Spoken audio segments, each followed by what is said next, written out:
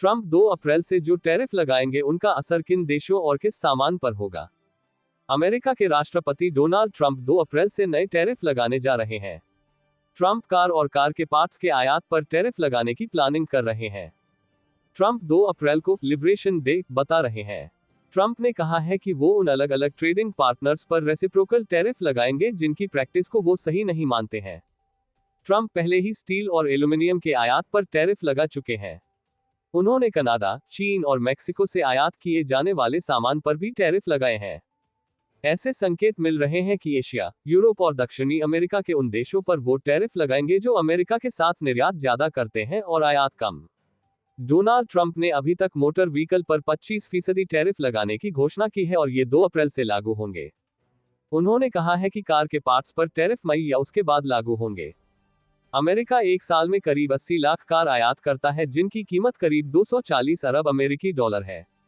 America ने Canada और Mexico से आयात होने वाले सामान पर 4 मार्च से 25% टैरिफ लगाया है। इसके अलावा कनाडा से ऊर्जा संबंधी आयात पर 10% टैरिफ लगाया गया है। दूसरे देश भी लगा रहे हैं टैरिफ। हालांकि मोटर व्हीकल और मोटर व्हीकल के पार्ट्स अमेरिका, मेक्सिको और कनाडा के फ्री ट्रेड एग्रीमेंट की शर्तों के तहत बनाए जाते हैं और इसे टैरिफ से अलग रखा गया है।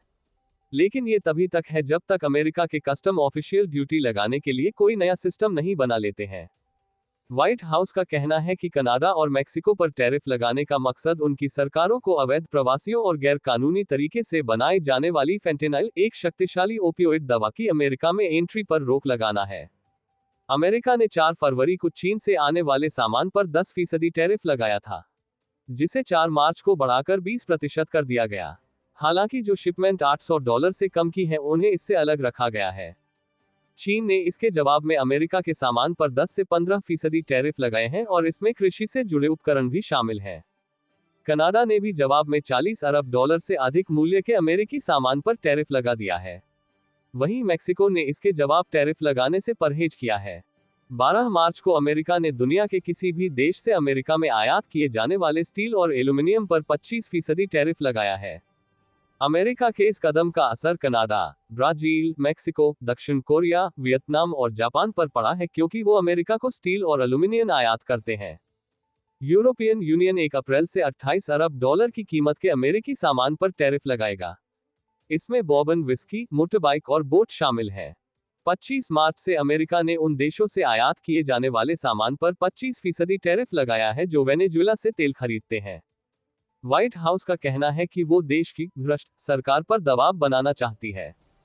रिसर्च कंपनी मूडीज एनालिटिक्स का कहना है कि वर्तमान टैरिफ $1.4 ट्रिलियन मूल्य के सामान पर लागू है। इससे आयातित वस्तुओं पर औसत अमेरिकी टैरिफ दर 3% से बढ़कर 10% हो गई है। ये द्वितीय विश्व युद्ध के बाद का उच्चतम स्तर है। 2 अप्रैल से कौन से नए टैरिफ लागू होंगे? ट्रंप बार बार 2 अप्रैल को लिबरेशन डे कह रहे हैं। Social media platform truth social पर हाल ही में उन्होंने लिखा, 2 अप्रैल अमेरिका में लिबरेशन डे होगा। दशकों तक हमें दुनिया के हर मुल्क ने लूटा है और इसमें दोस्त दुश्मन सब शामिल हैं। अब समय आ गया है कि अमेरिका को कुछ पैसा और इज्जत वापस मिले। ट्रंप ने चुनाव कैंपेन के दौरान बार बार दोहराया था कि वो अमेरिका में प्रवेश करने वाली कंपनियों के सामान पर टैरिफ में 10 से 20% की छूट देंगे। ट्रंप ने हाल ही में रेसिप्रोकल टैरिफ लगाने के बारे में बात की और कहा, वो हम पर चार्ज लगाते हैं और हम उन पर। हालांकि 24 मार्च को न्यूज़मैक्स टीवी चैनल को दिए इंटरव्यू में उन्होंने कहा कि उनका रुख इस प्लान को लेकर नर्म हो सकता है और वो कई देशों को राहत दे सकते हैं। उन्होंने कुछ देशों को अलग रखने की बात करते हुए कहा, जितना चार्ज वो लगा रहे हैं उसकी तुलना में हम कम चार्ज लगाएंगे। वो हम पर बहुत चार्ज लगाते हैं और जैसा हम सोच रहे हैं वो वैसा नहीं सोचते हैं। सीएनबीसी की रिपोर्ट के व्हाइट हाउस के हवाले से कहा गया है कि वो उन देशों पर टैरिफ लगाने का प्लान ड्रॉप कर सकते हैं जो सामान पर वैल्यू एडेड टैक्स लगाते हैं। यूएस इकोनॉमिक काउंसिल के डायरेक्टर केविन हेसेट ने कहा, एक चीज जो मार्केट के बारे में मैं देख रहा हूं वो ये है कि वो उम्मीद कर रहे हैं ये किसी भी देश पर बड़े टैरिफ हैं, लेकिन ये कुछ ही देश होंगे और उन्हीं देशों पर कुछ टैरिफ लगाए जाएंगे। एबीसी न्यूज ने सोर्स के हवाले से कहा है कि नए टैरिफ का फोकस उन्हीं देशों पर रहेगा जो अमेरिका के साथ निर्यात ज्यादा करते हैं और उनका आयात कम रहता है। वित्त मंत्री स्कॉट बेसेंट ने हाल में कहा, ये करीब 15% देश है, लेकिन ये ट्रेडिंग का एक बड़ा नंबर है। साल 2024 में अमेरिका के साथ ट्रेड में जिन देशों को बड़ा सरप्लस हासिल हुआ है उनमें European Union, Mexico, Vietnam, Taiwan, Japan, दक्षिण Korea, Canada, Bharat, Thailand, Malaysia और इंडोनेशिया शामिल हैं। मीडिया रिपोर्ट्स के मुताबिक आयात की जाने वाली कारों के अलावा ट्रंप ने हाल ही में फार्मास्यूटिकल्स प्रोडक्ट्स, कंप्यूटर चिप्स के आयात पर भी टैरिफ लगाने की धमकी दी है। ट्रंप टैरिफ क्यों लगाना चाहते हैं? राष्ट्रपति ट्रंप ने टैरिफ को अपनी इकोनॉमिक पॉलिसी के केंद्र में रखा है। वो अमेरिका में ट्रेड बैलेंस लाना चाहते हैं और वो अमेरिका के आयात और निर्यात के गैप को कम करना चाहते हैं। साल 2024 में अमेरिका करीब 900 अरब अमेरिकी डॉलर के व्यापार घाटे में था। 4 मार्च को ट्रंप ने अमेरिकी कांग्रेस में कहा, अभी तक पृथ्वी पर मौजूद हर देश ने हमें दशकों तक लूटा है, लेकिन अब हम आगे ऐसा नहीं होने देंगे। ट्रंप कहते हैं कि लंबे समय में टैरिफ से अमेरिका की निर्माण क्षमता में इजाफा होगा और नौकरियां बचेंगी। इसके साथ ही टैक्स रेवेन्यू और इकोनॉमिक ग्रोथ में इजाफा होगा। उन्होंने कहा है कि टैरिफ से अमेरिकी सरकार का राजस्व बढ़ेगा। वो ये भी कहते हैं कि टैरिफ की वजह से विदेशी कंपनियां अमेरिका में सामान बनाएंगी। ट्रंप ने 24 मार्च को घोषणा की कि दक्षिण कोरिया की कार कंपनी हुंडई अमेरिका में 21 अरब डॉलर का इन्वेस्टमेंट कर रही। उन्होंने दावा किया कि टैरिफ की वजह से वो अपने ऑपरेशन को अमेरिका में शिफ्ट कर रही है।